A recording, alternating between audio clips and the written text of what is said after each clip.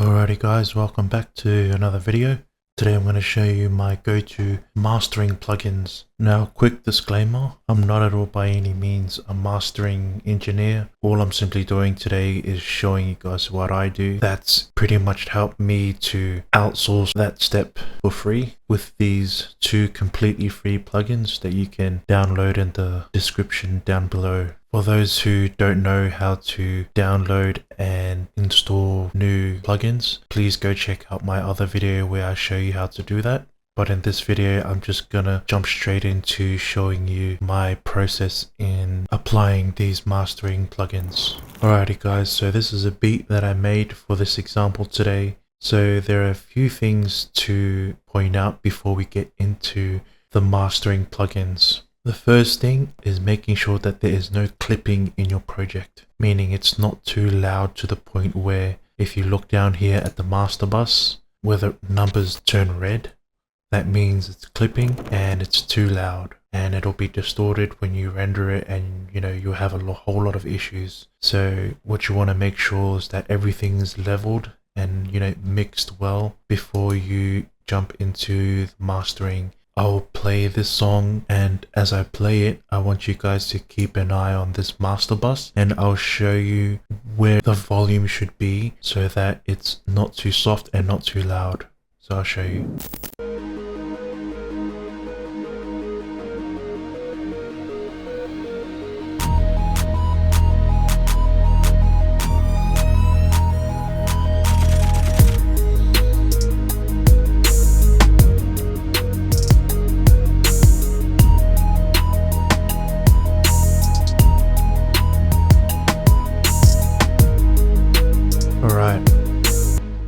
So you can see that it's like around here where it's getting into the yellow, like around the middle, not over the halfway point of this yellow section here is a good spot. So that's that. Now, to my understanding, usually what people do is they bring a fully rendered track that's not been mastered and they would put it into the session here, and then they would put the effects in on the channels like this, and that's one way of doing it. But what I usually do is, you can see down here in the master bus, it has an option of inserting an effect chain. I usually just put the mastering plugins into the effect chain for the master bus. I see that as a shortcut. So you come up here to the effects, and these two plugins will be our mastering plugins. So the first one is actually a compression plugin. It's a compressor, so I'll put this in, and then the second one is the limiter, so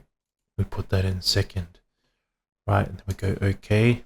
As we look here, we go to our compressor here, and we're using a preset which is pre-master preset. When we have that preset in place, it does turn the session up a little bit, so we'll play and listen to it.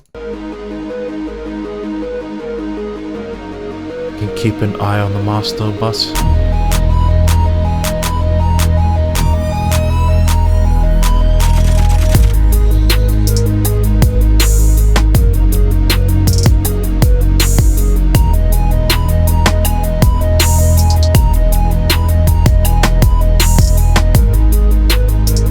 See, and now the compressor is bringing up the volume pretty loud. It's fairly close to clipping, but it's not. Maybe I would try to turn everything down just slightly, but because this is a sort of like an aggressive type of song that I'm trying to go for, I don't mind that the compressor is bringing it up slightly into the red. That's fine for me, as long as it doesn't clip and bring the numbers red. Now we're gonna put in another preset for our limiter. So we're gonna use, my favorite ones is either 1 or 3. So I'll just go number 1. And now I'm gonna need to turn down my computer a little bit because it's gonna be pretty loud, and I'll play it for you guys. And what you'll find is that it'll play, and even though it's playing really loud, it will never clip, and at the same time it's very clear, right? And so I'll quickly play it for you guys.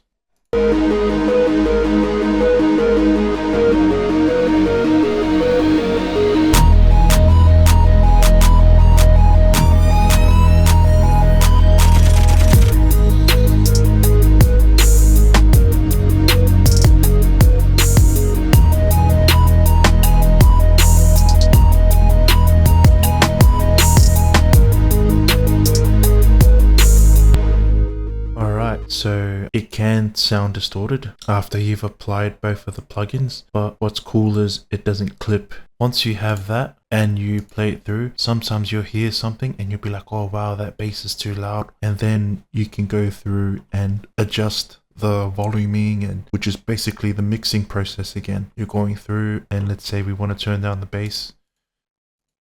There's the bass there.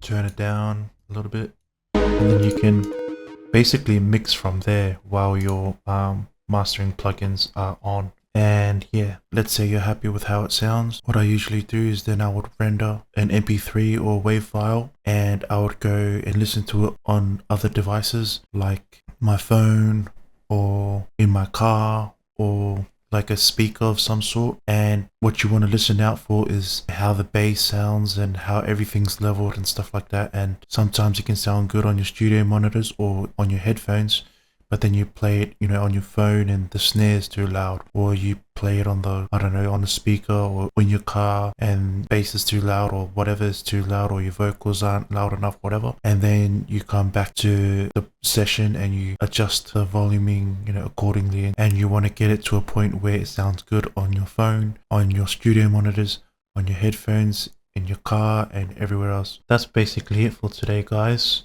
I'll catch you guys in the next video.